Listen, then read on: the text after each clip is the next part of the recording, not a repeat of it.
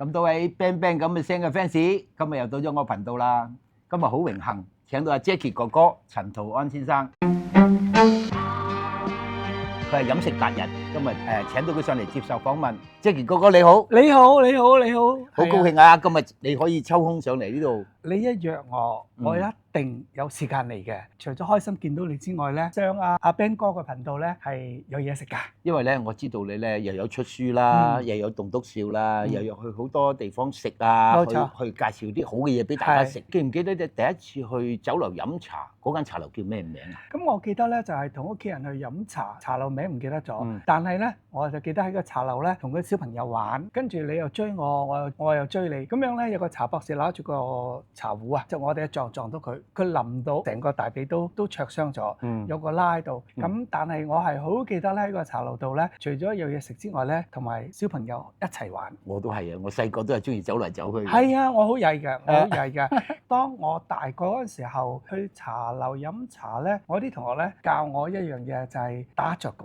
去嗰啲茶樓度。嗰時你幾多歲啊？嗰時我諗都係10零歲，即係3點鐘到2點鐘咧，就喺個茶樓裏面咧間咗一啲麻雀房啊，就佢哋去打牌，咁我就喺度睇佢哋打麻雀。因為打雀局，所以我先去飲茶。但係我嘅打麻雀 OK 㗎，我記性好好嘅，即係邊個打個紅中啊，邊個咁樣嗰啲，咁我都記得。開始大個去茶樓飲茶，已經出現係有啲連鎖店嘅酒樓啦，就唔係好似度咁樣有啲好街坊好地道嘅茶樓已經少去啦。你去茶樓通常食咩點心多咧？我可以同你講，任何點心擺喺度咧，我都好中意食。我記得我細個嗰時候咧，就屋企人咧就係俾個叉燒包，或者係叫馬拉糕，因為佢搣開咗個叉燒包咧，就搣少少俾我食，即係屋企人話俾我聽。我咧就一手攞咗大人個叉燒包放落個口度。馬拉糕咧就係因為佢甜甜地啊，佢哋又教我咧食個馬拉糕嘅時候咧，食個邊先，啱唔啱啊？食係咪啊？係啦，食個邊先，咁食完個邊咧先就食裡面嗰個心。依家一講起咧，個味道即刻出嚟啦。我都好中意食叉燒包，因為甜甜地啦。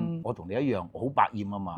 咁阿爺阿嫲帶我去酒樓飲茶咧，我都係走嚟走去，嗌嘢又冇我份，只有佢哋嗌嘅啫。食來食去唔係叉燒包就大包，唔係就糯米雞，因為平啊嘛，同埋食得飽啊嘛，所以我通常都係食呢啲。Jackie 哥哥，嗱你又知我今年就香牛頭角啊，冇錯。你對牛頭角有咩印象咧？其實我細個時我分唔到牛頭角啊、黃大仙啦、新蒲崗，我完全分唔到。但係我有啲同學咧就喺牛頭角下村嗰度住，就嚟放暑假咧，叫我去佢屋企玩。我一嚟到呢度玩咧就不得了，踢足球啦、踢毽啦、跳飛機啦，好開心，無拘無束。同埋有一個印象好深嘅咧喺盂蘭節啊，因為我係潮州人，我記得咧好多潮州鄉里啊就出錢出力咧送白米啊。咁我細個都有跟爸爸嚟做過呢啲義工。你正話講嘅盂蘭勝會咧，就喺呢度對面啫，嗰度有個球場，以前就喺嗰度做盂蘭勝會嘅。係啊，我嚟嗰時我隱約記得好似喺嗰個位。係啊，就喺嗰度派米啊，派成多數都係呢度嘅街坊啊，或者店鋪啊，或者一啲有心人士啊，去做呢個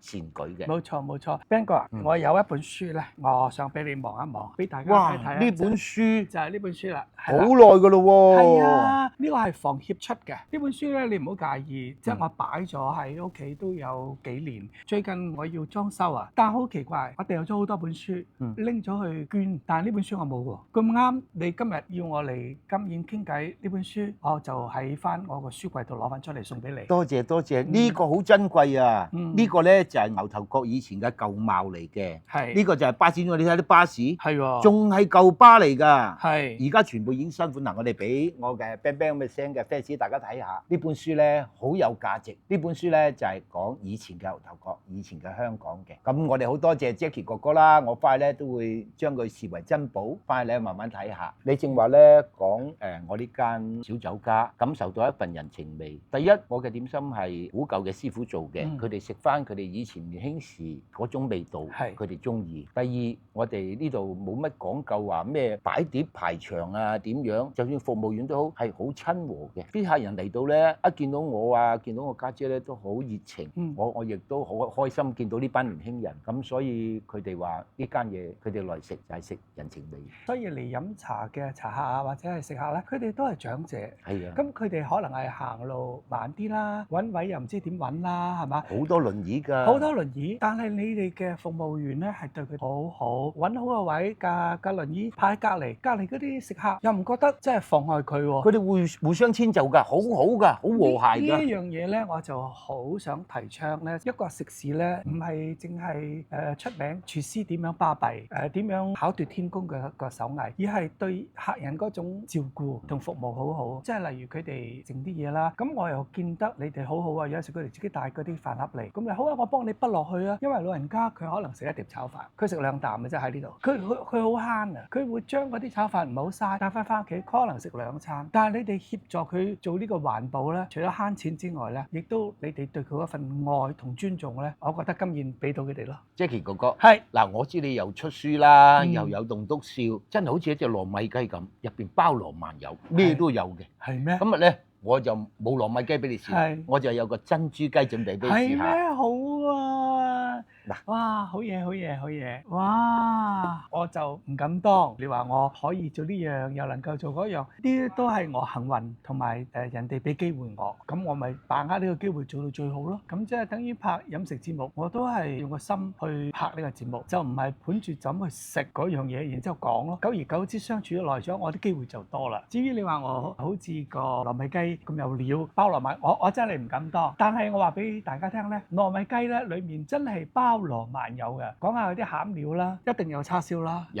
有肥豬肉啦，有冬菇絲啦，有冬菇一嚿嘅，有冬菇一粒啦或者一嚿啦，有蝦米，有時咧就放隻鵪鶉蛋嘅喎，有時放鵪鶉蛋或者半隻雞蛋，或者半隻雞蛋，同埋咧，我覺得佢哋整咗個芡咧喺裡面咧，一食落去嗰陣時候咧，佢同粽好唔同嘅，因為粽咧你食落去啲餡咧你就撈埋晒嘅，但係咧食糯米雞咧都係糯米，而係糯米係零舍分開包住嗰啲餡，咁你變咗好似食緊一碗飯係有餸，咁所以我係好中意食糯米雞。我細個嗰時候咧食糯米雞咧，我記得咧有啲甩色。甩色咩甩色啊？我見到有啲紅色嘅嘢黐咗喺糯米度，可能係當其時嗰個叉燒係染色嘅。冇錯。咁樣佢就放咗落去一蒸嗰時咧，化學作用啦，熱啦，咁啊將嗰啲紅色咧就滲咗落嗰啲糯米度，咁就變咗有啲紅色。食起上嚟一啲咁多得苦，係可能係有化學嗰啲顏料啦。而家科學昌明，唔會用染料嚟做，只會用佢正常嘅醃料。我哋注重嘅係健康。冇錯。好多客人話：點解我哋啲嘢淡啲嘅咁？因為我通常同個師傅講。少鹽少油，呢個係我哋今年嘅主題嚟，所以有時會淡咗。我寧願你淡咗加豉油，好過你鹹咗食唔到。冇錯，亦都對健康唔係咁好。我就要俾大家睇下咧，哇！你好靚啊，呢個珍珠雞，啲餡料喺呢度啦，有雞，有蛋啦，有鮮蝦啦，有冬菇粒啦，有呢個肉粒啦，呢個好正。嗱，咁我食噶啦喎，我食噶啦，我用手啦，梗係啦，我用手啦。Jackie 哥哥，我睇過你其他嘅訪談咧，你用一個英文嚟講點心，咁你可以講俾我聽點解咧？你坐直啲先，最直噶啦，可以啊 ，touch 佢個客。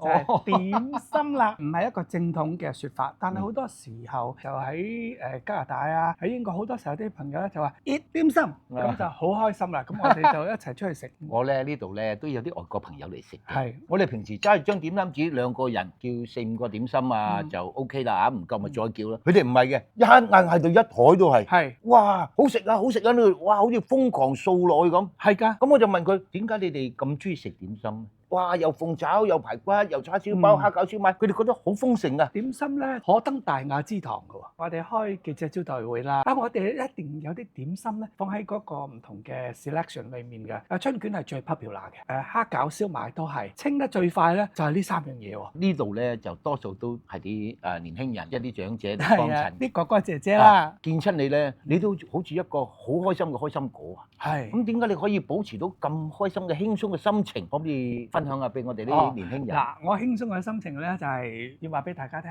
世界上咧係冇嘢係解決唔到嘅。同埋咧，人生咧最重要一樣嘢咧就係你自己要健康先。第二咧，你要自己要快樂。你將個快樂咧就可以無限咁樣擴散俾好多朋友，佢哋又快樂，咁你咪快樂啦。咁我個人啊，我從細咧就阿爺阿嫲帶大嘅，變咗對老人家咧有啲情意結。當我學識多啲嘢，想去回報佢哋嘅時候咧，佢哋已經走咗啦。今時今日我見到長者落嚟，我係好開心嘅。